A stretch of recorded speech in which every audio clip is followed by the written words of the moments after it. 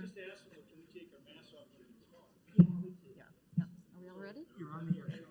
Okay, thank you. All right, well, good morning. Oh, that's really loud. Good morning, everyone. My name is Shelley Carlson. I am the mayor of the beautiful city of Moorhead, Minnesota, and I am also the chair of the Diversion Authority Board. The Metro Flood Diversion Authority, as you all know, is a governing organization for the entire diversion project to create a permanent, reliable flood protection solution for the Fargo-Moorhead metro area and the surrounding region. And on behalf of the board and our executive director, Joel Paulson, I want to welcome all of you to Fargo on this rainy morning.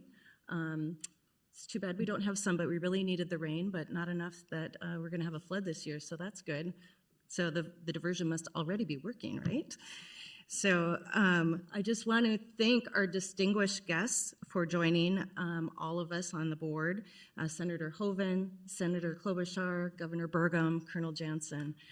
It is incredible to have all of you here to hear the updates from all of our jurisdictions and what we've been doing for flood mitigation. Everyone that is going to be talking to you today has already played a very important role, a vital role, I would say, in bringing flood protection and jobs to our region. And like I said, we could not be here without the incredible work of the U.S. Army Corps of Engineers and your team, just incredible. And we are extremely grateful for our very good friends in Congress, particularly Senators Hoeven and Klobuchar, who are here today, actively supporting the project and working tirelessly to champion this need for the federal funding, and for Governor Burgum for all his great work that he's doing in the state of North Dakota. As you all know, Senator Hoeven has been here from the beginning. We're honored he's here. And as a token of our appreciation, you each have a small gift from Mayor Mahoney. And when we were here yesterday, Mayor Mahoney was very adamant about me bringing something that said 56560, which is the zip code to Moorhead, Minnesota, because I think he's jealous of my mask. So each of you also got a mask that says 56560, more to love. So when you're done eating your chippers, you can put the mask on. So thank you, Mayor Mahoney, for that wonderful, wonderful idea. I appreciate it. So I just want to briefly give an update on behalf of the city of Moorhead. We have always taken great opportunities, and we've always taken a resilient approach to flood mitigation in our city. We want to make sure that we stay safe and healthy, but yet still create places for people to live, work, and play, places where people want to be. The state of Minnesota since 2008 has spent approximately $110 million from the state of Minnesota. And we are down to, in the city of Moorhead, only approximately $30 million away to fully complete our voluntary flood buyout. So we are so close to being completed with this project in the town of Moorhead. So with that, though, I want to turn it over. I believe, Senator Hoeven, you had a few things to say, and then we will kind of hear from our constituents here. Thanks, Mayor Carlson. Appreciate it very much. Actually, Shelley and I go all the way back to Minot, and her dad, Tom Austin, is a great guy I've known for a long time. I won't say how many years because then I'll say how old I am. But, and it really is nice to be in a place where it rains. I tell you. That is because I came here. Yeah. The rainmaker. And we'll be taking, she thinks she's going back to Minnesota, but if that's the case, I'm taking her west, because, man, we need rain out there bad. So I'm feeling for our farmers and ranchers, so anyone that can do a rain dance, do it. And Amy, we are thrilled to have you here, and if you bring rain, we're going west. But thanks so much for being here, really appreciate it. And of course, appreciate your work. I mean, I think it was Barbara Mandrell used to say she was country when country wasn't cool, and you were helping on the diversion when it wasn't cool from the start. No kidding, from the start. When I went to Senator Klobuchar, she was on board. I mean, obviously she knew there were issues that had to be worked out, and she represented everybody fairly in the process, all interests both in the communities and in the counties. and beyond, upstream and downstream. She understood it had to work for everybody, but she was on board helping all the way, and so thanks for being here. We sure appreciate it. And, of course, Governor Burgum and his leadership has been just incredible. And actually, as always, they say timing's everything, and I don't know how you have better timing than the governor, because we'd actually planned to do this to talk about the federal end of things, but he's going to have a lot to talk about from the state end, too, so that's pretty cool. And I'm really glad it worked out that way. And then to the mayors, Shelley, thanks for your great leadership and the spirit of cooperation between North Dakota and Minnesota. And Tim Mahoney, I truly look forward to the day where we're standing out there, cutting the final ribbon on the whole project. I don't know how old we're going to be. Hopefully not much older, like only 6 years at the most. But I think you're going to cry. I mean, you're just not going to be able to hold the emotion in, because this has been a labor of love and intensity for you like none other. And it does really show the importance of things don't just happen, leaders make them happen. And you've lived and died with this thing. But the progress is significant, and no one's done more on it than you have, so thank you so much. Mayor Dardis, always just great to work with you. Thanks for being here. And to Mary, the former diversion leader, to the county commissioners that are here, the city commissioners, Chad, to you and the whole county crew from Cass and folks from Clay across the river, thanks so much. And it is a team effort, and you're only as good as your team. And fortunately, this area has an unbelievable team, and I like to talk about it.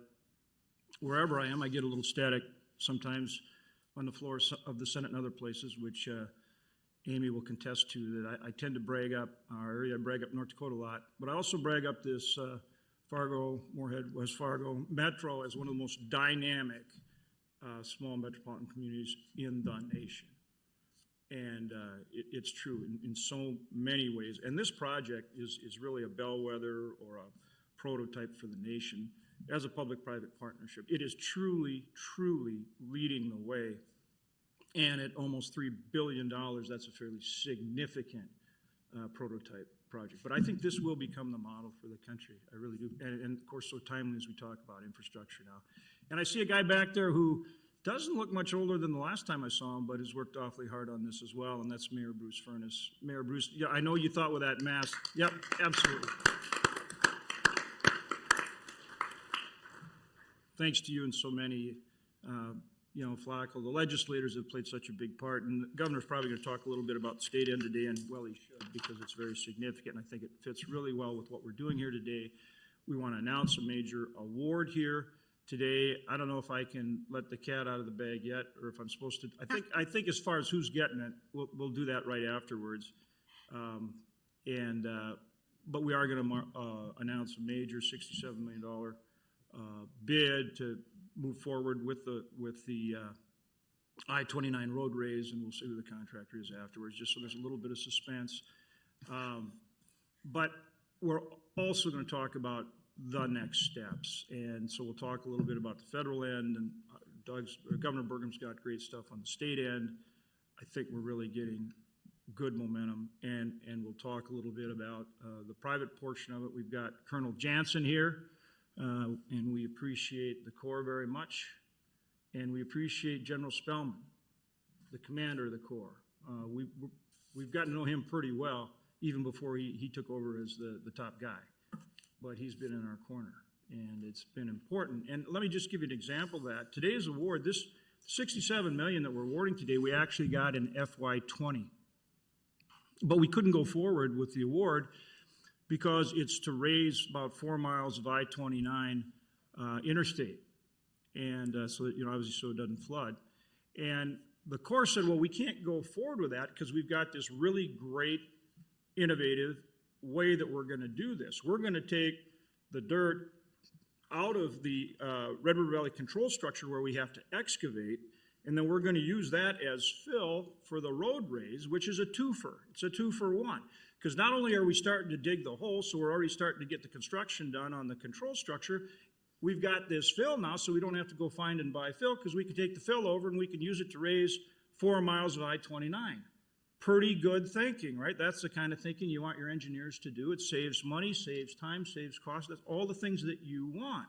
Problem is, they got to have the funding, and under the Corps rules, you have to have funding for both in order to let contracts on both. So we had the 67 million, which we got in FY20, but we had to get the additional federal funding, which is roughly 180 plus million, in order to do the controls, that portion of the control structure bid, which we didn't have. We secured $115 million in funding, which isn't the full 180 plus that we need, but we were able to go back to OMB and to the Corps of Engineers and get agreement that they could proceed with the road raise, doing it the way they want it, taking it, excavating the Red River structure, and we'll go back and get the additional roughly 75 or so that we need out of the 22 approach. So we have the 115 as well, which we've now secured out of 21 approach. So we got the 67, we got the 115, and we'll have at least another 175 or whatever we need to complete the control structure this year. So, funding this year. So the key is this keeps the project, the federal portion of the project, on track. And with Amy and I sitting here, and the governor sitting right there, one thing Amy and I don't want to do is let the state get ahead of the state portion, get ahead of the federal portion. Fair enough? So, never say whoa in a horse race. And the good news is we're on track to keep the federal, not only recognize the cost savings, which is important, but keep it on schedule. And I think, Mayor, we were hoping 6 years. Is that right? Are we still thinking 6 years? Okay. So we're in good shape. We'll award a contract today. We'll announce the recipient right afterwards and be available for some questions with the media. And that's kind of in terms of the federal funding and the federal end. We're tracking forward. And at this point, let me turn to Senator Klobuchar so she can talk a little bit about the Minnesota side, and then we'll go to the Gov for the state aspect. But again, Senator Klobuchar, thanks so much for being here. Most importantly, though, thanks for being somebody who's been working for this project. Well, thank you so much, John, and thank you to our new mayor over here. We got together last night, and I'm proud to have her as our mayor, and then also Governor. It means so much to work with you again. I know that you and our governor, Governor Walz, have a great a working relationship and are friends. I know he contacted you this morning about this project and his support. I talked to him yesterday. You always want to check in with your governor, right, John? And because this is obviously... We love governors. Okay. Governors are the best. This involves a lot of different governmental entities, and the governor has been supportive of this.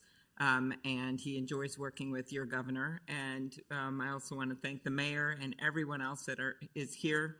I remember our tours, many tours we took before this was cool. And so many friends that I've worked with over the years from both sides of the river. And as I've always said, in Moorhead and Fargo, like how I put Moorhead first. Yes. I call it the Moorhead-Fargo area. But in Moorhead and Fargo and in Minnesota and North Dakota, our river doesn't divide us, it unites us. Except for hockey, that does divide us. And okay, I'm not going to bring up that game last weekend.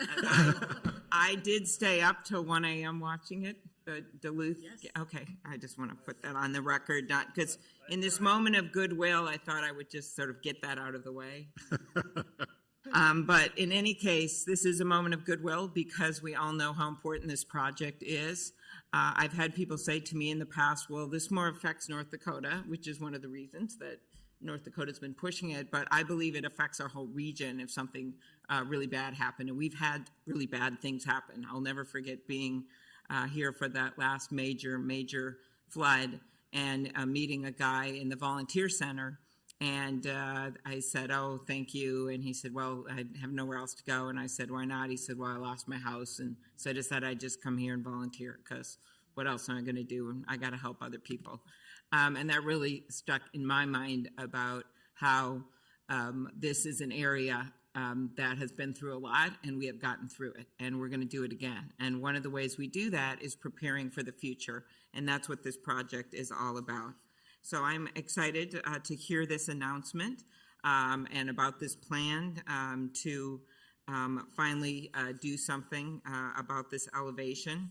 I'm also pleased that we've been able to work out a lot of the issues in Minnesota. As you know, back in October of 2020, the Diversion Authority signed a settlement agreement with the Richland-Wilkin Joint Powers Authority, the Buffalo Red River Watershed District, the City of Wolverton, Minnesota, City of Comstock, known as the Upstream Coalition, and they had some legitimate issues about what would happen to their land and their places that they have owned and through generations of their families. And I was really glad we were able to work that out once again, both sides, both states, and that we have an agreement on that. And that really paved the way for allowing this construction to go unimpeded.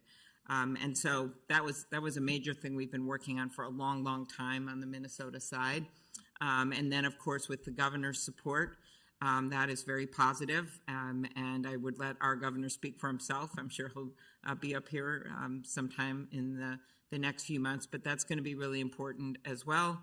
And then we have our federal side. And I think you've been all seeing there's a lot of interest in infrastructure. That's a nice Minnesota way of saying it. In Washington right now, for good reason. We have needs in our communities from roads and bridges and potholes and rail to water projects and broadband and things like that. So I think that this is a good time for us to be talking about finally getting the final funding to get this project done. And I'm just honored to be here with my friends and the only other senator that I ever went for a drink with at one point, where we went to the bar in the Minneapolis airport and I got carded.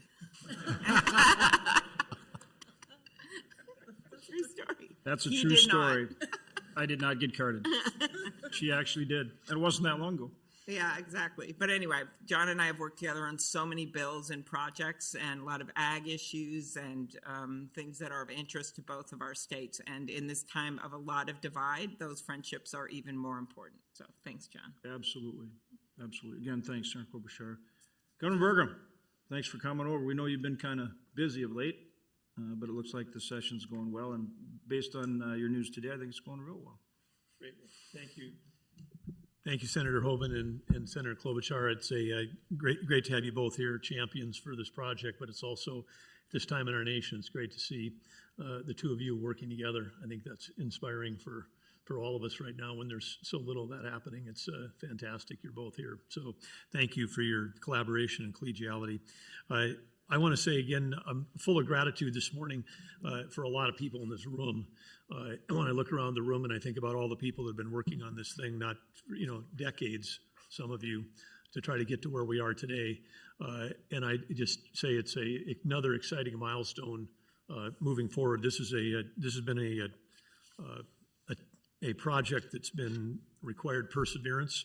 There have been a lot of hurdles, there have been a lot of challenges, but we stand here today in a really positive spot moving forward, and I think it's important to remind itself why this matters. I think uniquely in this, and I shared Senator Hoeven's view that the Fargo, Moorhead, West Fargo, Harwood, Horace metro area, Dilworth, we're not in the metro area. Arthur's outside that. We're 80 feet higher, but we're okay out there. But we. What are you then? What's that? What are you? You're your own town? You used to tell me that Fargo's a suburb of Arthur. What happened? The only claim we could make about Arthur when I was a kid was we had the second longest lighted airstrip in Cass County, but that was behind Hector. It was grass, but it had lights. Okay, we're back on this. I want to say within the metro area here, but 230,000 people in the metro area, 70 square miles. But this is an important 70 square miles out of the 70,000 square miles that the state of North Dakota has. There's 55 plus K-12 buildings just on the North Dakota side that are protected by this. We've got about 3 major universities and a number of other institutions of higher education in the metro area that educate close to 35,000 students. We know that's a big economic driver. we know hospital capacity matters more than ever. I think everybody's more aware of that now coming out of a year of the pandemic. 30% of the hospital beds in North Dakota are protected by this thing. And I think we remember during recent floods a decade ago, we were evacuating hospitals, as Dr. Mahoney knows, during one of those flood events. From a sales tax standpoint, over 20% of the sales tax in North Dakota is within this protected area. And I think, again, when we look at our economy, we look at jobs, the most number of jobs available right now in advanced manufacturing and technology, the most number of jobs, open jobs, period, are in this protected area. And so this is an economic engine that's not just an economic engine. As we know, the state of North Dakota, a lot of our tax revenue comes from commodity-based industries that are often buffeted by global forces beyond our control. But the economy that exists across healthcare, education, technology, advanced manufacturing in this protected area rolls along regardless of the price of oil or the price of wheat. And that's an unusual and unique thing. And the entire state benefits from that. This isn't just protect the people that are behind the protection of the flood, diversion. This is protects the economy, the entire state. And that's why it's so critically important and why a lot of you have been working on this thing for so long. I think we've, when I say we're united by our topography, this is one of the flattest places on the planet, and we know what happens to flat places when they flood. We saw that in Grand Forks in 1997. Prior to Katrina, that was the largest peacetime evacuation in the United States. And 20 years after that, in 2017, is about the time that Grand Forks got back to the population that it had. It had a full generational loss of population just to get back where it was. So to think about what catastrophic flooding could be here I think we've got a picture of what would look like, but we are all in it together in terms of all these communities. But we're in an exciting day today because this is really a model. And with the two senators here, with the colonel here, with all of the mayors here, and Mahoney, Carlson, Dardis, and all of the Cass and Clay County, all the city commissioners from Moorhead and Fargo and West Fargo, everybody here, this is a model of federal, state, and local collaboration. This is exactly what this is. And so it's why we've all been fighting for it. It's why in October of 17, Governor Dayton and I, when this thing was stalled out in a mire of legal issues, we got together and said, let's put together a citizen task force with 8 people from each state. A number of you in this room served on that and served on it admirably.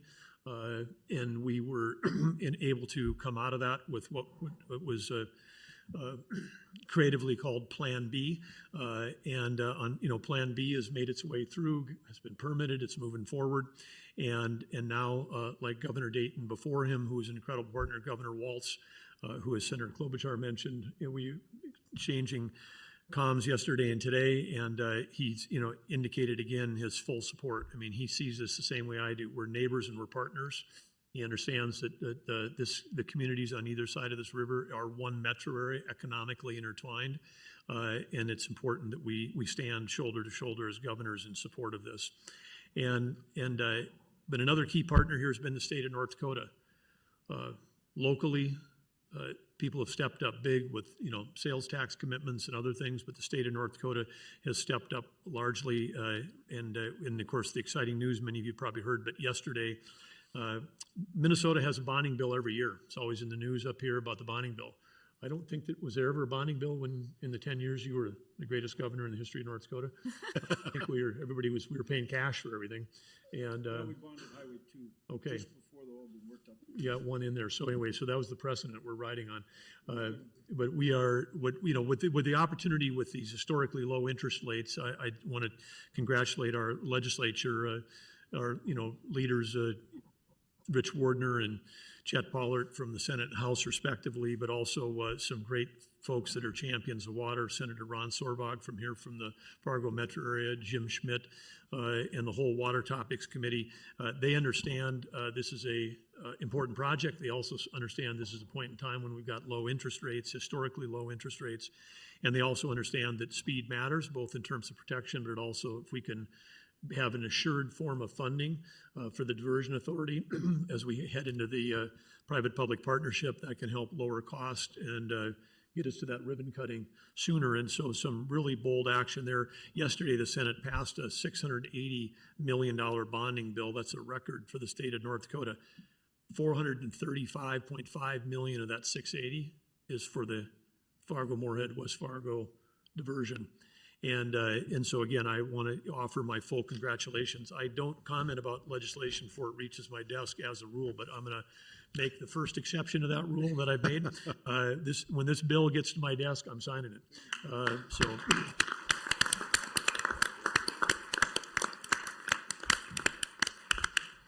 And I think again, as I close out, it's we're pleased to have the Rainmaker, Senator Klobuchar here, but we do need you out west. We did sign yesterday a statewide drought disaster declaration. We've got all but Cass is one of 3 counties in the state that are not in the extreme drought level. We've had more wildfire acres burned through yesterday by triple than what we had in all of 2020. We had our first wildfire this year in January. We don't even yet today have the full, the north unit of the Theodore Roosevelt National Park is still burning, working again on it with federal collaboration to do that. But within that background of that drought that we're fighting statewide, this group needs to remember that we've had 7 of the top 10 Red River crests in the last 10 years, or in the last 25 years. 7 of the top 10 in history have been in the last 25 years. And so we know flooding will be back. We need to be ready. We looked to Winnipeg when they got their diversion built in the 1960s. That community went from a size of 250,000 to now over 800,000. They have more people in Winnipeg than we have in the whole state. And that's part of what this diversion can bring, is that kind of growth and prosperity for this region. So anyway, we're excited about the contract that's going to be announced afterwards. Excited about the federal support. Talked about the horse race. With this, between the feds and the state, with this, this is our state commitment initially when we talked about this for our federal partners was $750. This actually increases our total to $850 through the whole thing, and it's fully committed now. And so that'll give you and Senator Klobuchar something to take back.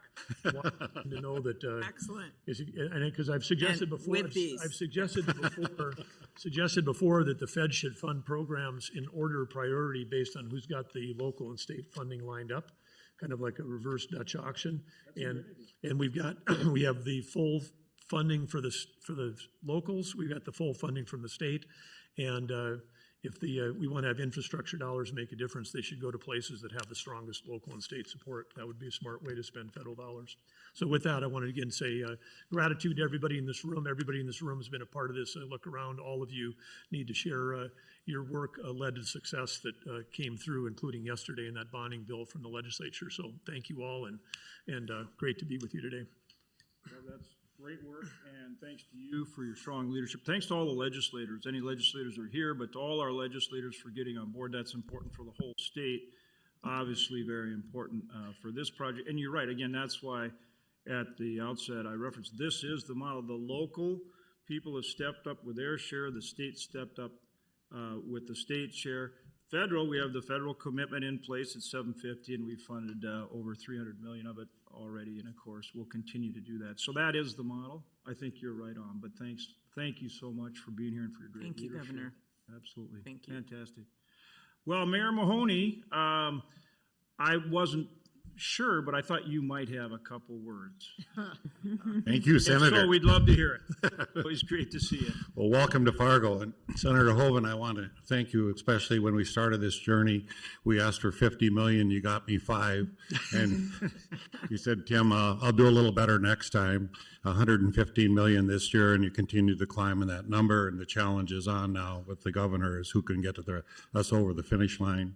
Senator Klobuchar, I want to thank you because you came up here during the flood fight, and Mary Sherling put you on a line in the Spider with the convicts from the jail, and you did not blink. You did the sandbags and continued to work, and I think one of your former people you prosecuted said, hi.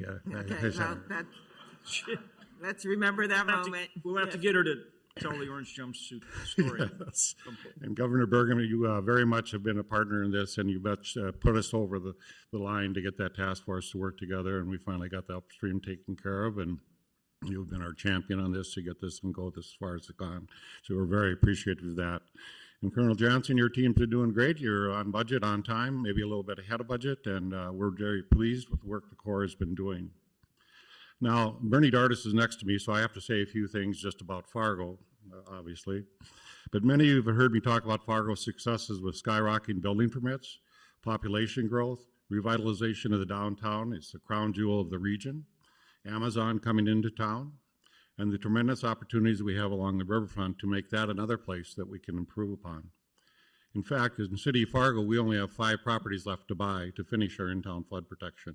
So we've done great work. Nathan Burseth has done a great job. Or Burbom, I'm sorry. And those are good and great things, but just a few reasons I'm so proud of Fargo. But today I want to talk about something that brings back the past and the future.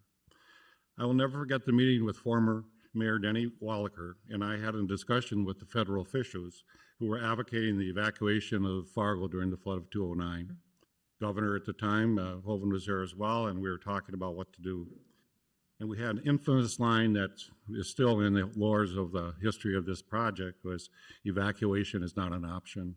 The city chose not to evacuate, and we stayed. We trusted our people's resiliency, our can-do spirit, and the courage to stay in the city and fight the rising red and never give up, which we didn't. But I look around the table today and I look at our elected partners in Washington, Bismarck, St. Paul, and the FM community. And I only can think of a new phrase this time. Failure to deliver on a real method of flood protection for this metro is not an option. It has never been an option for anybody in this room. Every one of us have worked vigorously to get this a project that would finally be funded, permitted, ready to go. I'm so dang proud of everybody in this room and the work we've done, all the board members, all the people that have been involved with this. We've arrived with a shovel-ready project, permits in hand, flood funding strategies to place and allow this to become a reality. I cannot tell you how exciting it is to begin to be able to pivot conversations to what's next with our residents, businesses, and developers. Fargo, Moorhead, West Fargo, Dilworth, Horace, we're all in this together. We can leverage each other's individual successes to build a unified success for our metro. You know there is only one thing and one thing which held us back from our maximum potential, and that was a concern for catastrophic flooding. Every time we had a business come in, we got asked that question, what are you going to do about the flooding? And through all our hard work, and it was hard, and it took a long time, this project is a reality. And this project, the Fargo-Moorhead Area Diversion, is in place in this metro community on a trajectory that none of us can imagine today. We can only look back to the days as a springboard and a catalyst to the Fargo-Moorhead's metro big boom. We are 235,000. We're going to continue to climb. The governor's goal is to get to 1 million people in the state of North Dakota, and we are going to be one of the major pivot communities that will do that. We're the #1 job market in the United States right now. On behalf of nearly 250,000 residents in this unified metro, thanks to each and every one of you for your persistence, leadership, courage, and partnership. It's truly a great time to be in the Fargo-Moorhead Metro. I couldn't be more grateful to our community residents for supporting the efforts to make this happen. And Governor, you got it right, and so did the senators as well. This is a very unique project. This is one of the most unique projects in the United States, $2.7 billion project that we're all working together on. There's not anybody in this room that has not done something that helped us to get this over the hump. So I'm very proud of what we've all done today, and this is another announcement that we're going to make. And I think our next big one will be shoveling down by the Red River someday to get that control structure in place, and I think that kind of gets pivoted. And Senator, I'll be glad to be on the top of the thing when we cut the ribbon for the final push. So very much appreciate all your work. Thank you. Yeah. Thanks for your incredible leadership, Mayor. And we're going to go over to Chad Peterson, but Mayor Dardis from West Fargo, any thoughts first? Thank you, Senator. Madam Chairman, Senator Klobuchar, Senator Hoven, Governor Burgum, welcome to our communities. We're delighted that you're here today. I am the mayor of West Fargo, a equal partner in all of this effort to build the Diversion Authority. I first would like to give thanks also to the North Dakota State Legislature and the Legislative Assembly for their work over the years that come to the fruition yesterday in the final bonding bill for this partnership. I'd also like to thank Senator Klobuchar and Senator Hoeven for your work on the federal level, obviously an intricate part of our success, as well as the WIFIA loan and all of those things that we do. To Colonel Jensen and your staff, over the years that I've been involved in this, every time that I meet somebody from the Corps of Engineers, it is amazing how engaged they are, how committed they are, and how helpful they are to all of the efforts that we have. So please pass that on to all of your team. They're amazing people to work with. Today is an important day for us to be here in the metro area. The progress of this project is of major importance to all of our communities and our respective states. We have been making incredible progress, especially in the months since the settlement agreement was cleared and remaining roadblocks for full construction. I'd be remiss if I didn't mention Joel Paulson's name today for your leadership, and Mr. John Shockley, the legal counsel, for the work that you folks have done. Unprecedented and amazing. We're here today because of your efforts, and I am very grateful to you, John, and to you, Joel. Over the last 10 years, I've spent a lot of time at the North Dakota Legislature advocating for funding for this project. This year wasn't as tough. It was easier because of the leadership around this table. We have sold the project, and they were willing to help us out. That goes clear back to when Senator Hoeven was our governor, and certainly, Doug, your leadership. I hope everybody here understands today the role that Governor Burgum had when he reached out to Governor Dayton and had the joint task force. We were in a place that was not very productive. Let me put it that way. That's very nice, yes. But Governor Burgum's insight, reaching out to Governor Dayton, that leadership, or many of us around this table, served on that joint task force, of which I was honored to do that for you, represent you, Governor, in the state of North Dakota. So this morning, when I got up, the first thing I did is I called Senator Wardner. I called Senator Sorvag. I called Representative Chet Pollack, and I called, as I like to call him, Schmitty, Representative Jim Schmidt, and thanked them for the way that they have shepherded this through. As both Senator Hoeven has said and Governor Burgum has said, this is unprecedented for North Dakota to have a bonding bill. And it's leadership that led up to this for years and years and years that we got to this point. So representing one of the communities here, we're very grateful. And Senator Klobuchar, you just about got it right when you said Moorhead. The next, you got to say Senator Klobuchar, it's Moorhead, West Fargo. Okay, I get it now. I get it. That makes them. But, Yes. you know, Mayor Dardis, it's I been a wholeheartedly agree. busy couple of days, so we'll forgive you. I also want to thank the Fargo, Moorhead, and West Fargo Chamber of Commerce. When I was chairman of the board of the chamber, we initiated a leadership group within the business community. And I'd like to say today, Shannon Full, our CEO and chairman of the chamber, is here with us. That leadership also was unprecedented because they were the group of people, the business community, that went out to see governor after governor, legislator after legislator.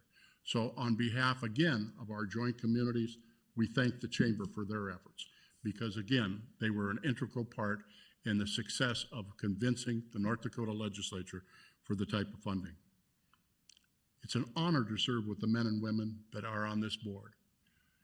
I hope that the public understands how dedicated and hardworking they are. I have great respect for all of you, and it has been a pleasure to serve on this board. Thank you. Thanks, Mayor Dardis. Really appreciate it and appreciate all your incredible efforts. You know, we talk about Winnipeg. You brought up Winnipeg and their flood diversion and how that's been a model. this is going to be the model that people talk about going forward. I firmly believe it. So just as we've kind of referenced Winnipeg, this is the model I think people around the country will reference. The Fargo, West Fargo, Moorhead, Arthur Metro. We're going to go over to Chad Peterson for two reasons. One, because he's the chairman of Cass County board, but also because he's got the best beard in the joint by far, I think. Senator Hoven, I knew I liked you for a lot of reasons. That thing is massive. I'm aiming for longer with some braids, but I'll keep you informed as time goes by, Senator. Good deal. The worst part about not going first is a goodly portion of your talking points are gone because you follow so many bright people. So thanks for that. First, let me start with Senator Hoven. Senator Hoven, thank you. I know you and I have talked over the years about what you've done for us, but I don't think anyone in this room or beyond this room really understands what you've done. Without you, we wouldn't be here. Former leader within the city of Fargo staff, Mark Bittner, had said, we'll get a diversion. It's whether we flood or not first. That's one of the first things he told me after I was elected. We would not be here without you, Senator. I hope you understand that. I hope you understand how grateful we are for that. And I hope everyone in this room also understands the heavy lift from a small state like North Dakota. What he did for us is incredibly impressive on a myriad of levels. So, sir, thank you. To my governor, Governor Burgum, we wouldn't be here without you either. You've reinvented the way we do infrastructure in the state of North Dakota. Yes, Chet Pollard, I've met with him, and Rich Wardner as well, and we've been advocating for different solutions for a period of years, but without the slings and arrows you took for us over the last couple sessions, we wouldn't be here. Maybe, but I don't think so. So again, Governor, I'm grateful for your support and again, the reinvention of what we've done. Thank you, sir. Senator Klobuchar, we've never met. My name is Chad Peterson. I'm chairman of the Cass County Commission, and I I'm will never forget you now. Wonderful. And I am vice chair of the Diversion Authority. Thank you for your advocacy, as Senator Hoven said prior, and Mayor Mahoney mentioned. Thank you for your advocacy prior to my election, your advocacy now, and I'm really looking forward to working with you in the future. You touched on something that's incredibly important, why this is so important for Minnesota, and Governor Burgum touched on this as well.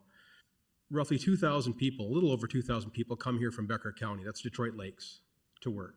Just under that come from Otter Tail County, that's Fergus Falls.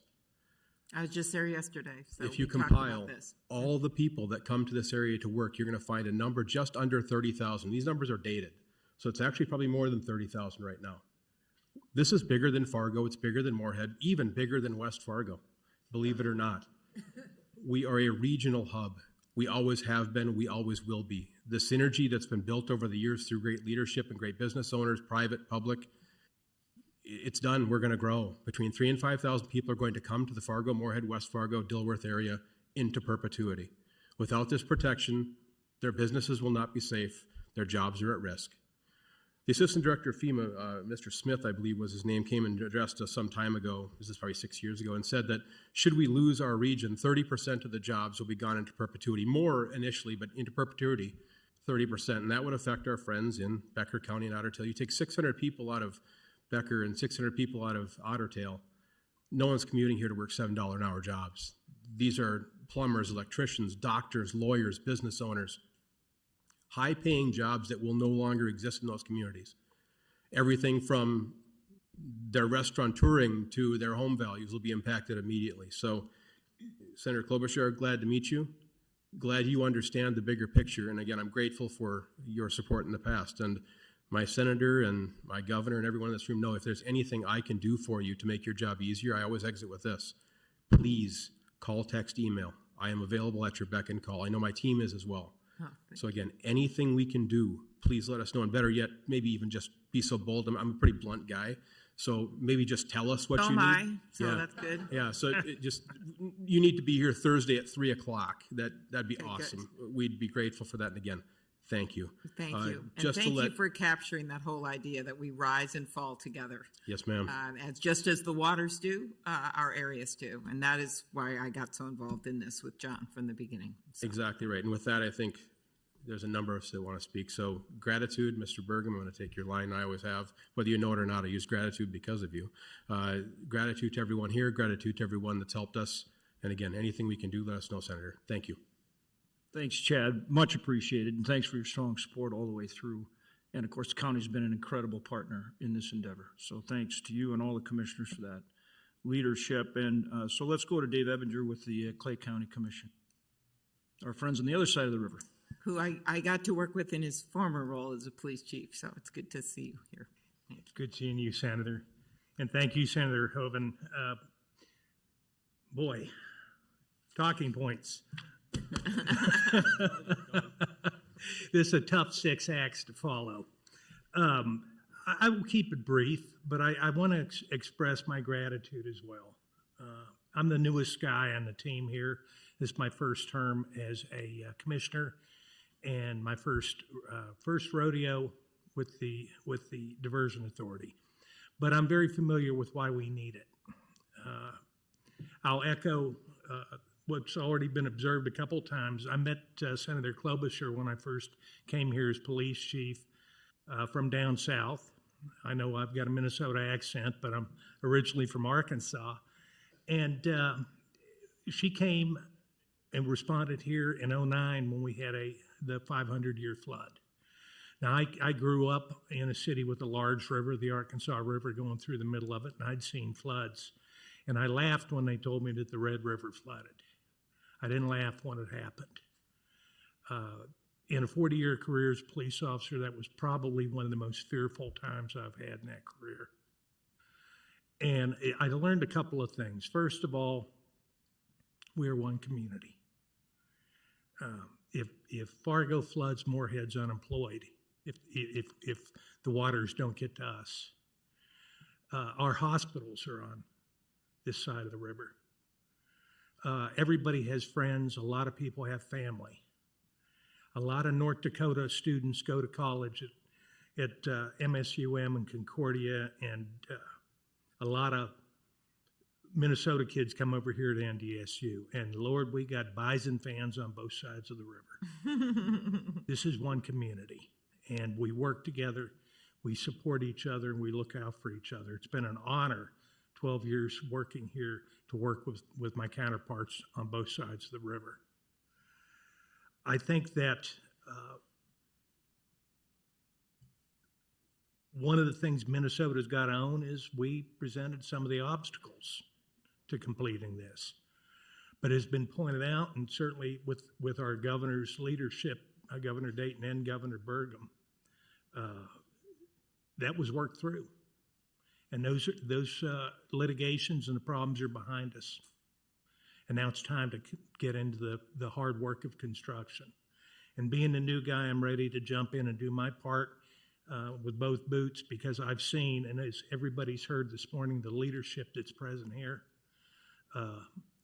We can do great things. We've done great things, and even greater things are in front of us. And Senator Klobuchar, I just do want to mention, you were in this from the start, and I saw you.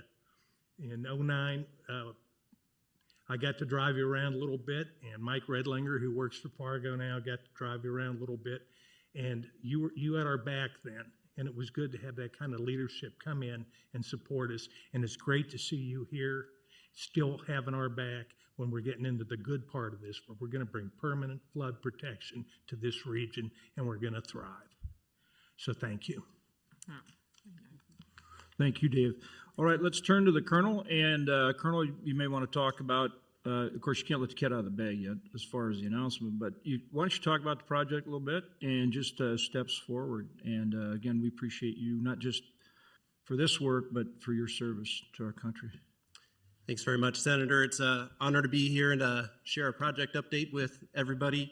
For the federal portion of the project, I serve as a St. Paul District Commander of the U.S. Army Corps of Engineers, and we serve the people and watersheds of 5 upper Midwest states.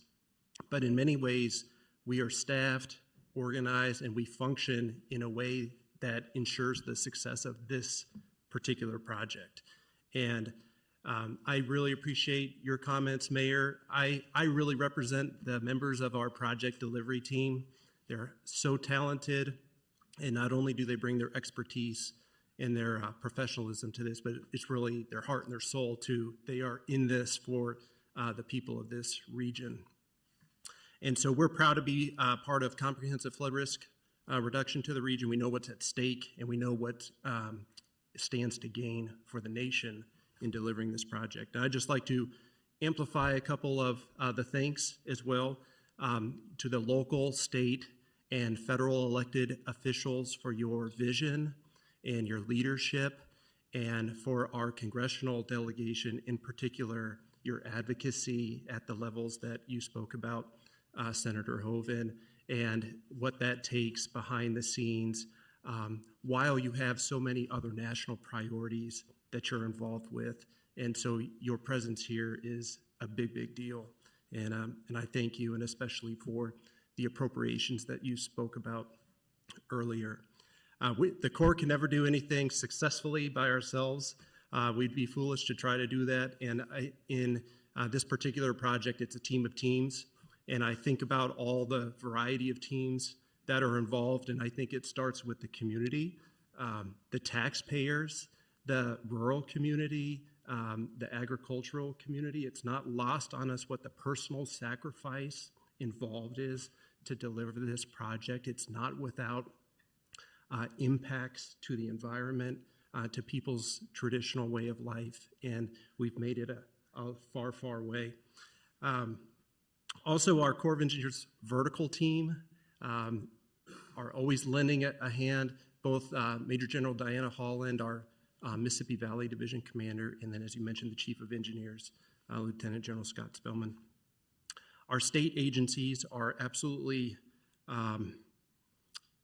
invaluable in delivering these types of projects, in particular the North Dakota Department of Transportation, the North Dakota State Engineer, the Minnesota Department of Natural Resources. Our staff level relationships are so positive that we're able to creatively work through problems and move forward. And then certainly our local partners, we are really truly in this together. I am proud that we have such a trusting relationship and that we share the risk together. And it is a good model for the rest of the country on what works well as a delivery model. So a couple updates, both on the administrative side and the project side. Administratively, you talked about $115 million in appropriations this year, along with $100 million last year, absolute game changer to keep us on track with taking on our work. We spoke about the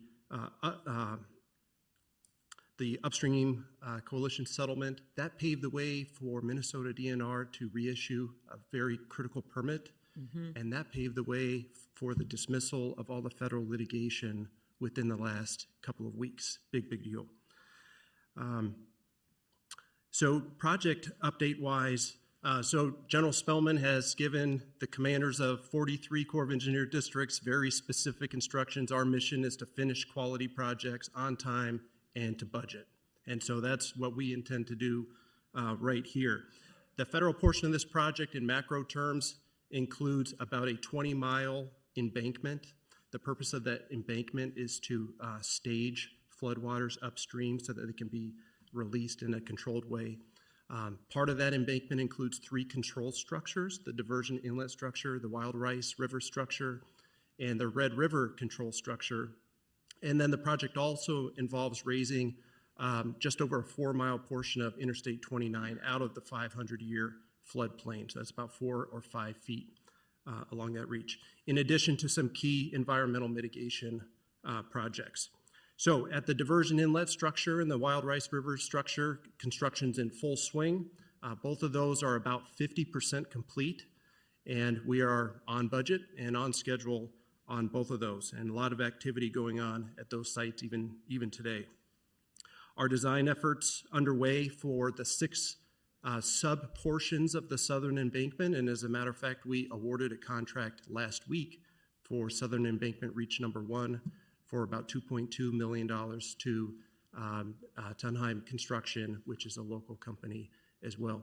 The neat thing to know about that is 2 years ago, we anticipated the cost of that would be $36 million, and through a lot of ingenuity and creative problem solving, that came down all the way to $2.2 million. Environmental mitigation is essential to further this project, and we don't do this as an afterthought. This is a top priority as a federal project, and we've got 2 of those big projects in design, Drain 27 wetland and the Drayton Dam modification, and we expect contract awards for those projects next year. And then the Red River control structure, this really is the keystone, largest structure of all. It will be the largest contract award of the entire federal portion of the project. It's technically complicated. We have, when you talk team of teams, we've brought in experts from 13 different Corps of Engineer districts, our big laboratory in Vicksburg, Mississippi, to make sure we get the design just right. And what's also important about that is it sits on the Red River, which is the state border, and so the dialogue and collaboration that goes along with both states to make sure everything is just in order is going very well. So we look forward to finishing that design this year, initiating contract actions in the fall, and then working towards a contract award about this time next year. And I'll probably hold there with the remainder of the update, sir. Thanks, Colonel. Appreciate your work, and go ahead.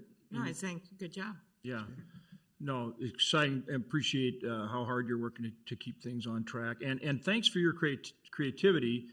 It was no small feat. I mean, we appreciate R.D. James, former Assistant Secretary of Army, Spellman, and General Spellman, he's a champion. And again, when you talk to him, tell him how much we appreciate him.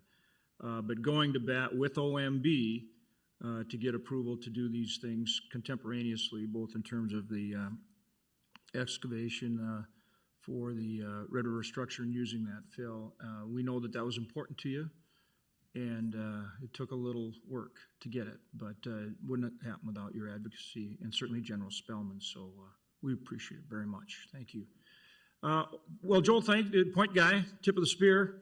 Bring us up to date on all things diversion. Well, thank you, Senator Hoven, and I won't take up much time because I know we have some time constraints and we want to get to a press conference and release some very, very encouraging news. Senator Klobuchar, thank you for being here. Really appreciate seeing you, and Governor Burgum, as always. I don't need to say any more. I think everyone's kind of encompassed the history and what got us to this point. But I do want to make some quick observations for the board and for our distinguished guest here today. As the executive director, things that I have seen that have absolutely impressed me about this program, the people involved, and where we're going. A P3 project of this magnitude, this is a mega project. When we look across the nation and around the world, there aren't any P3 water projects. And the reason being is that they're complex, water is always changing, complex regulatory environment, complex impacts, and the magnitude of the cost. We are doing something here in North Dakota and Minnesota in our local community that is not being done anywhere else in the world. And we've gotten to the point where we've received technical bids from proposers for the P3 portion of this project, and we're awaiting financial bids, which will be coming in within the next few weeks. That's unprecedented, considering that around the country, traditional P3 projects like toll roads and airport terminals, they don't move forward. And why don't they move forward is because they don't get the political support and they can't get the capital to continue to move those things forward. We've never taken no for an answer. We've always tried to find ways because we have to. We have no other choice. We can't allow the risk of flooding to impede our growth and our prosperity within this community. And I think that's been well encompassed by the speakers here today. So as we move forward, we're getting national attention here. We have projects in Boston, we have projects in Texas, we have projects in California that are reaching out to me asking, how is Fargo-Moorhead doing this? We don't understand. We can't get our projects off the ground. And these are metropolises, big, huge communities. And here we figured out how to do it in Fargo-Moorhead, and it's impressive. And I think everyone should pat themselves on the back for all the hard work and all the folks that aren't with us at this point that have come before us to get us to where we are. And Mayor Dardis, thank you for those kind words earlier. I just want to let you know, the folks behind you here are the ones that really put in the effort. We have a team of over 200 people working on this project on any given day, and it's the hard work and dedication of the city, county staff, as well as our wonderful and talented consultants that have been able to get us to this point. So with that, I don't want to belabor anymore. Thank you folks for being here. It's just an exciting day for us with the bonding bill passing and the next announcement we have here from the federal side of things. Just a very celebratory day for us all. Thanks. Good work to everybody here. Thanks. Thanks, Joel. When do you anticipate that the award would be made for the private sector portion of this? So we'll be receiving that on April 23rd. We'll be receiving the bids. There'll be a review process that will take approximately 2 weeks, and we should be in a position to make a recommendation to the board at that point and release that information publicly. And roughly what's the size of that award, give or take?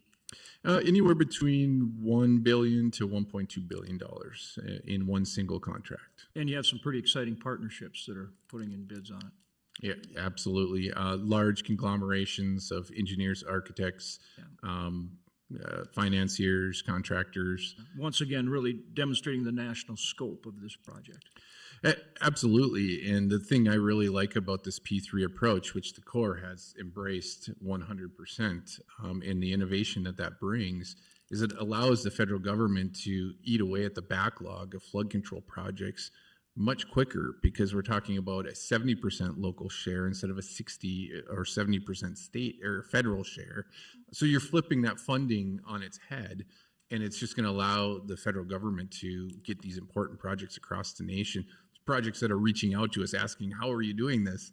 They're just flabbergasted by the innovation in the financing plan and the innovation of putting all the technical components together to get us where we are. And add the WIFIA piece. So this is really the first one of a water project like this, a construction project, where we've also added the WIFIA piece. So that's very first time or innovative or creative, whatever you want to call it. Absolutely, Senator. Without the WIFIA alone, we wouldn't have that financial certainty, and we wouldn't it wouldn't be financially feasible at this moment. So the WIFIA loan is a critical component of our financial plan, and we received one of the largest ones in the history of this nation for this project. Well, and it's good we got it, because I can remember Pepcorn threatening about how we needed to bring the cost down for the local share. And with a guy that big, you have to, he might have been kidding, but with a guy that big, you don't want to take a chance. So it's darn good we got the WIFIA in there. Thanks, Joel. Any other comments before we wrap up from our commissioners and city council members that are here? Mary, you've been a leader of the Diversion Authority here and done a fantastic job. But any thoughts or questions, comments you want to make before we wrap here? Oh, thank you, Senator. No, I think it's all been said very eloquently by everyone. Just again, thanks to the rest of the board and to our new board vice chair and our new chair of the board. Mayor Carlson was relatively new to this organization. She took over Joel's spot on the board in 2019 when I was chair. And suddenly she's risen to the top of the heap, and she's leading us and doing an excellent job. And so we're just so excited to have turned the corner on so many things at this point, and we're looking forward to cutting the big ribbon. Thank you. Thanks, Mary, and for your incredible collaboration. You did a great job of bringing people together at some critical points as the governor's task force and everything else. You really were the glue on a lot of these things, so thank you. Anyone else before we wrap? Roger. Thank you. Senators, Governor, Chairwoman, thank you for hearing me.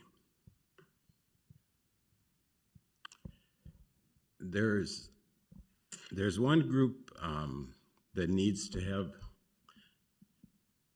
a thank you, and that group, excuse me, that group is the homeowners, the landowners, the farmers.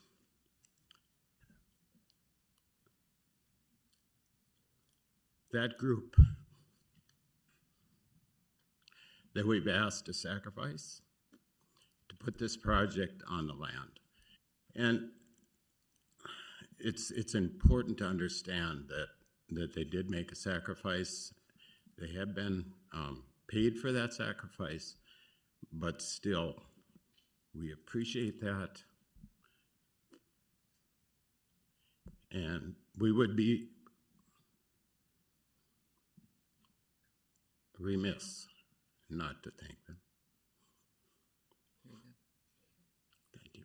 Thanks, Roger. And the emotion and the passion with which you said that says volumes. And so we do want to say thank you. And it's very important that we continue to have that mindset that this is about the whole region. And thank you for bringing that up so well and so eloquently. Very good. Anyone else? All right, well then we'll wrap up. Gov, any final thoughts here before we do a little media avail? No, I'm excited to hear the announcement at the briefing. Good, and then you can talk a little bit more about that bonding bill too. We're excited about that. Senator Klobuchar, any All good. final thoughts? No, Good to go. this is Okay, then good. we're going to turn it back to Mayor Carlson for just a final wrap. Thank you, and again, thanks for agreeing to convene this meeting. Appreciate it so much. Absolutely. Thank you so much. And thank you, Roger, for those words. It would be remiss to miss thanking those homeowners and landowners. But I keep hearing about this incredible announcement that you're going to be making, Senator Hoeven. But thank you, Senator Hoeven, Senator Klobuchar, Governor Burgum, and Colonel Jansen for being here. And particularly thank you, Senator Hoeven, for mentioning my dad's name, because now I think I can wear the favorite child hat again, and I might get an extra Christmas present. So I appreciate that tremendously. So if we maybe could all move out into the atrium, and we can begin our All festival. right. Very good.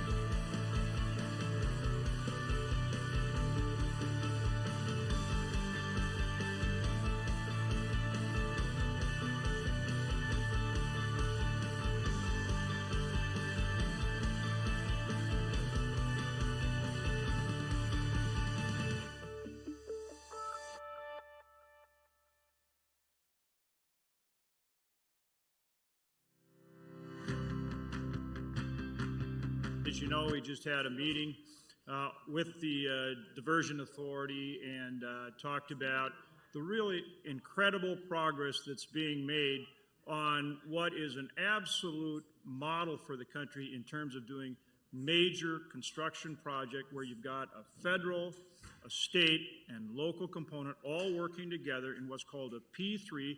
So it's public-private. It's $3 billion. It has so many innovations that this is going to be truly the model, the prototype for the country going forward. And it is exciting the way everybody has stepped up, the local communities and the counties, the whole region, working together, not only in terms of figuring out how to handle everything in terms of making sure we're being fair to everybody upstream and downstream and in the communities, but also stepping up with the funding, as I say, on a project that's almost $3 billion. So today, what we're talking about is some real progress that we're making going forward, both in terms of the federal funding and the state funding to go along with what all the citizens in this community have done.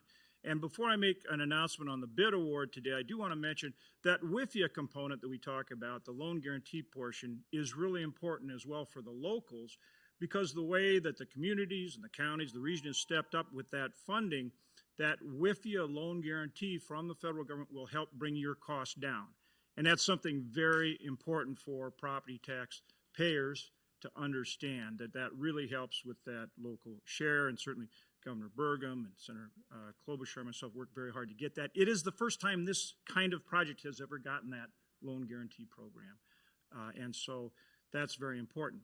I want to thank Senator Klobuchar for coming over today, and also, of course, Governor Burgum and Mayor Carlson for her leadership with the Diversion Authority. And as I said in the meeting just a minute ago, Amy Klobuchar is a little bit like Barbara Mandrell. Barbara Mandrell used to say, well, she was country when country wasn't cool. Well, Senator Klobuchar was helping with this project from the jump, from the beginning, when there were a lot of things that were still up in the air. And she always took the attitude that is, we've got to make this work for everybody. And of course, the governor has been instrumental in making that happen too. But it was because of that attitude, well, yes, we have to do this. Yes, of course I'll help. And how do we make sure that everybody is fairly treated and well? So I can't thank her enough for being on board from the very beginning. Today, we're very pleased to announce a $67 million award to industrial builders of West Fargo. Yeah. And I think Paul Dietrich is here. Paul, where are you? There he is. He's camera shy, but come over, wave. But Industrial Builders, of course, has been building in this region and throughout both states for many years and does incredible work. But this $67 million bid award will raise I-29 for about a 4-mile stretch, which is vital as part of the flood control project. And really the key innovation with this award is that it's really a 2-for-1 deal in that it not only enables the raising of the interstate I-29, but it also enables excavation work on the Red River Valley control structure for the project, the Red River Valley structure. Why is that important? Because the excavating of the dirt from one spot, which is part of the control structure, will then become the fill for the roadways. So it's 2-for-1 in terms of savings and efficiency. We actually got the funding, this is federal funding, we actually got it last year, the $67 million, but we couldn't go forward with the project because the Corps of Engineers, as Colonel Jansen will explain to you if you want, said, no, we have to kind of do this at the same time because we're going to save a lot of money and we're going to save time because we're going to take the dirt out of one spot, the Red River control structure, and we're going to put it over here at the highway, so we save money and we save time.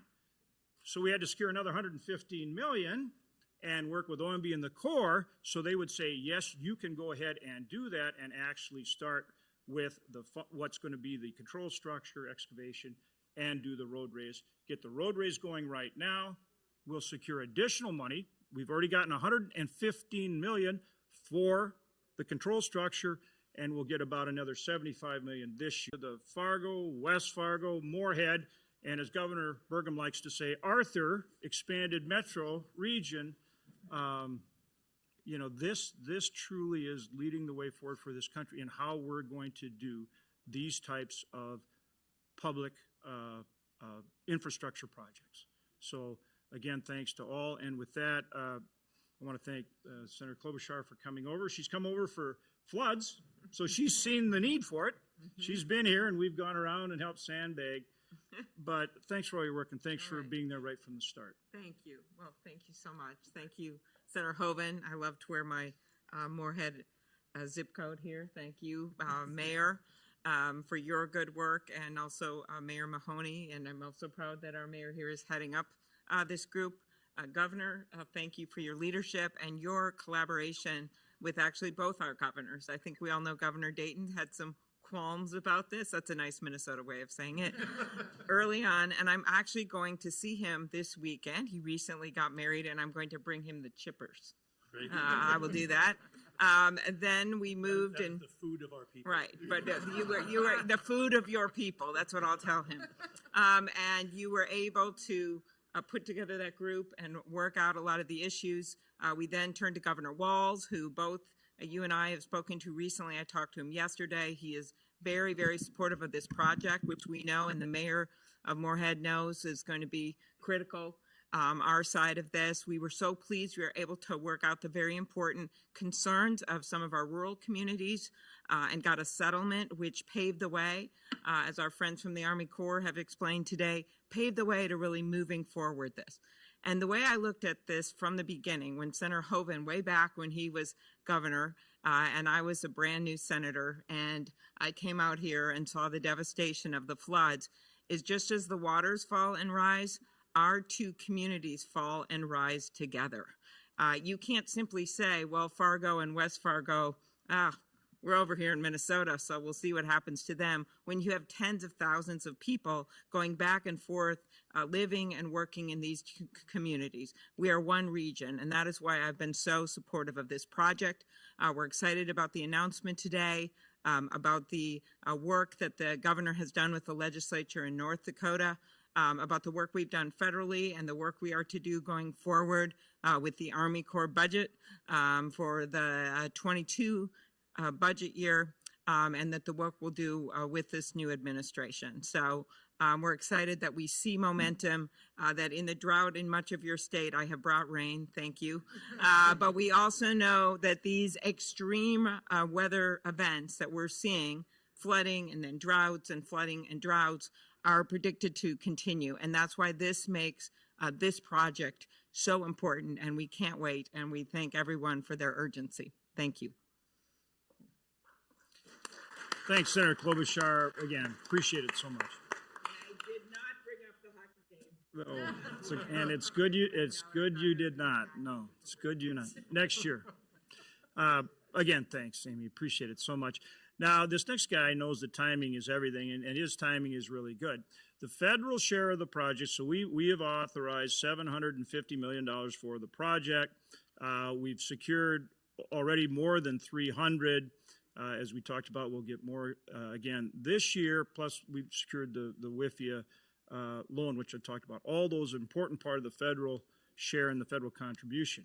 So Governor Burgum, never to be outdone, to his credit, is here with not only in support of all we're doing in terms of the federal share, but has done great work on behalf of the state of North Dakota and has some really good things to talk about today as well. So, Gov, thanks so much for being here and for your great leadership. Thank you, John. Thank you, Senator Hoven. Thank you, Senator Klobuchar, and all the leaders that are here. There's so many people in this room today that deserve our gratitude, who've been fighting for this project for decades. And to add to the exciting news today, I certainly want to say congratulations, first of all, to industrial builders and the Dietrich family. It's so fantastic to have one of the first major awards go to a North Dakota company, and one that's got such a long history of doing great projects on interstate. So that's incredible news. And of course, we know 97 interstate was closed. We were rerouting when Grand Forks flooded. We know during the floods in 9, 10, and 11, we had interstate closures. So there's benefits to this. That's a major transportation corridor from Canada to Texas. It's also a great road that we all travel on when we're going down to Frisco for Bison Championships, Senator Klobuchar. So we want to make sure we keep that road open. I was up till 1 a.m. watching. We all were, so that's okay. But we want to say, but in terms of other exciting news that's from here, I want to also say thank you to our legislature. We know that, as Senator Hoeven said, this has been a model for a partnership between state and local and federal. And it's being viewed that way around the nation. But the state of North Dakota has been incredible in their support of this project, and I want to thank our House Majority Leader Chet Pollert, Senate Majority Leader Rich Wardner, Representative Jim Schmidt, who leads the effort on water on the House side, and locally here, Senator Ron Sorbog, who's been a deep champion, and all the members of the Water Topics Committee. We've got something incredible that happened yesterday. North Dakota doesn't pass bonding bills. The legislature astutely understood that during this period of super low interest rates, that we'd actually save taxpayers money by borrowing at these low interest rates. We also save money by assuring the flow of cash to the diversion, because that helps them get a lower bid on the P3 partnership. It de-risks the project, and when you lower risk, you can lower the price of the project. It also has the opportunity of speeding up the project, which can help us avoid the catastrophic risk that we're concerned about. As Senator Klobuchar talked about the importance of this and the importance to both sides of the river, I think there's a special thing to point out. I mean, during this pandemic, there's over 20 counties in Minnesota that receive their primary care and primary hospital care either on the hospitals that are on the Grand Forks or the Fargo side of the river. And so we are all in this together from a regional standpoint. And as Chairman Chad Peterson from Cass County has pointed out a number of times, we have tens of thousands of people that from outside the protected area that come and commute and work inside the protected area every day. So this is truly an important regional project. The protected area represents over 20% of the sales tax for the state of North Dakota and over 30% of the hospital beds in the state of North Dakota in the protected area. We've got 3 major universities that are in the protected area, and plus smaller institutions of higher education. That's over 35,000 college students that are here, and that's a major part of the economy. So whether it's technology, advanced manufacturing, healthcare, or education, protecting this economic engine for the region really matters. And again, that's why the legislature astutely on this bonding bill record, $680 million for the state of North Dakota. House bill passed the Senate yesterday, 1431. But it also, within that 680, includes $435.5 million for the Fargo, Moorhead, West Fargo, Horace, Harwood diversion. And so again, incredible work by the legislature. That bill hasn't reached my desk yet. I generally don't comment on bills until they get to my desk, but I'm making that exception here. When the bill reaches my desk, I'll be signing it immediately. So congratulations to everybody that worked on it. Thanks, Doug. Thanks, Doug. Let's turn to Shelley Carlson. She is the leader of the Diversion, and we appreciate that leadership. And again, it just reflects the incredible cooperation from this whole area. So, Mayor. Thank you. Thank you so much. Thank you so much. Yes, my name is Shelley Carlson. I'm the mayor of Moorhead, Minnesota, also the chair of the FM Diversion Project, which is bringing together all these incredible people to bring permanent, reliable flood protection to the Fargo-Moorhead region and metro area. I cannot even begin to express on behalf of the board of the directors of the Board Authority and our executive director, Joel Paulson, our gratitude and our thanks to Senator Klobuchar, Senator Hoeven, Governor Burgum, Governor Waltz, and all of the other individuals who have been working so hard to bring together the funding to make this actually happen. Also wanted to thank Colonel Jansen with the Army Corps of Engineers, and as Commissioner Roger Olson so eloquently said earlier, to also thank the landowners who are making this sacrifice so that all of this region can be protected with permanent reliable flood protection. I just also wanted to illuminate the fact of the innovation that has gone into this project, which was discussed earlier, cost savings that we're looking at really trying to be leaders in how to do this in the nation, and also the incredible collaboration that is not just between the cities, but it's between our counties and it's between our two states and our federal government. So thank you all for so very much. And you got Hovind to wear this zip code. Yes, yes, absolutely. That's true. Thanks, Mayor Carlson. Joe Paulson, tip of the spear with the Diversion Authority, Joe. And if you want to throw in any comments about this upcoming bid too, I'm sure people are anxious to hear about that as well. And then maybe, Paul, just any thoughts from industrial builders, or if somebody has a question. Well, thank you, Senator Hovind. Joel Paulson, Executive Director for the Metro Flood Diversion Authority. Just want to reiterate what the governors and senators have already told us here. I believe everything happens for a reason. We're in one of the lowest interest rate environments right now. It is the best time to be closing on our WIFIA loan. It's the best time to be constructing a shovel-ready project. And in fact, this isn't a shovel-ready project. We've had shovels in the ground for multiple years. It's a great leadership of the Corps of Engineers and Colonel Jansen, already constructing two critical components of the diversion project, the wild rice control structure and the inlet control structure. This year, with this announcement today, we'll start the grade raise project, which also contains a component of the dam, and we'll also be awarding the SE1, which is the first section of the dam itself, from the inlet control structure going to the southwest. We are in the process right now of receiving bids with the P3 development team. That is going to be a single contract, anywhere between around $1 billion. Will be the local component of the project, which we intend to deliver within 6 years. That does mirror the completion date for the Corps of Engineers on the dam and the control structure. So hopefully in 2028, we can all be here cutting ribbons and not having to worry about throwing a single sandbag ever again. So with that, I think we can probably turn it back to Senator Hovind and maybe wrap up. Yeah. Paul, maybe you want to... Paul, any thoughts that you had from Industrial Village? Let me say this. I am not an elected leader, but I appreciate everything the elected leaders have done. This has gone on, like I said, a little longer than I expected. When we bid the job, initially plywood was around $40 a sheet, and I think it's gone up to $65. It might have gone to $66 during this press conference. My employees, the men and women who will be building this, look forward to doing so and doing so safely over the course of the project. We look for the cooperation of the landowners, the citizens, and we appreciate the opportunity to be a local leader in construction. And again, the sandbags will become a thing of the past, and we look forward to that. Thanks, Paul. Thanks, Paul. Okay, we'll just take a few questions if there are any. Mayor Tim Mahoney is right there. Nobody's done more than Mayor Tim. Mayor Bernie Dardis, thank you for your incredible leadership as well. Former Mayor Bruce Furness, just shows how long people have been working on this and the great leadership that we've had all the way through.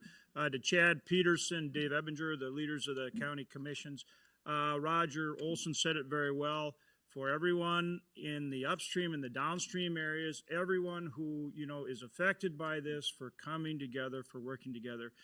We appreciate you and we thank you. So with that, are there any questions for anybody up here before we wrap up? You mentioned how cities are asking how you got this funding. So how did you get the funding?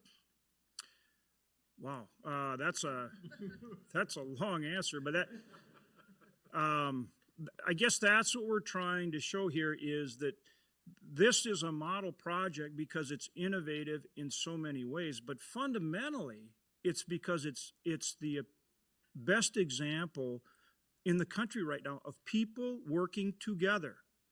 The people at the local level. So the communities of Fargo, West Fargo, Moorhead, and all of the surrounding communities, Cass County, Clay County, figuring out how they're going to step up and fund their share. The state of North Dakota, the governor, the legislators. Thank you, legislators, for stepping up the way that you have and funding the state share. And then at the federal level, cooperation between our respective states and not only getting the federal funding, but bringing this innovative approach. This is the first P3 of consequence being done in the nation. It is the first time there's been a WIFIA loan on it.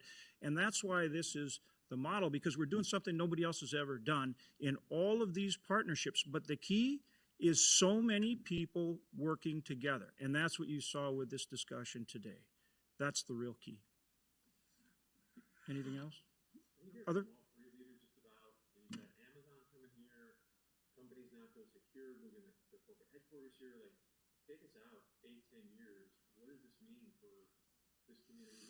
Chad Peterson said that beautifully today, where he talked about how, Chad, what was it?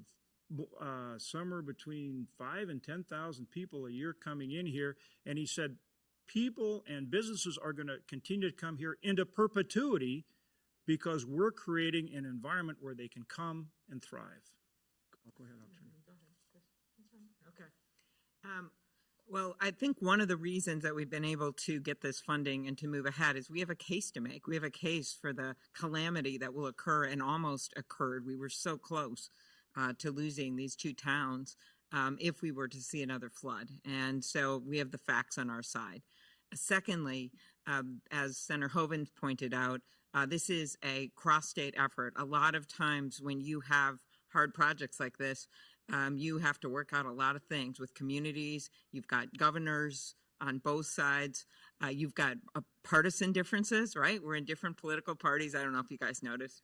I ran for president on the other side. And yet we have to put those aside to try to work for a common good. And I think because we're able to make the case to the Army Corps that we have that kind of agreement, it makes a difference.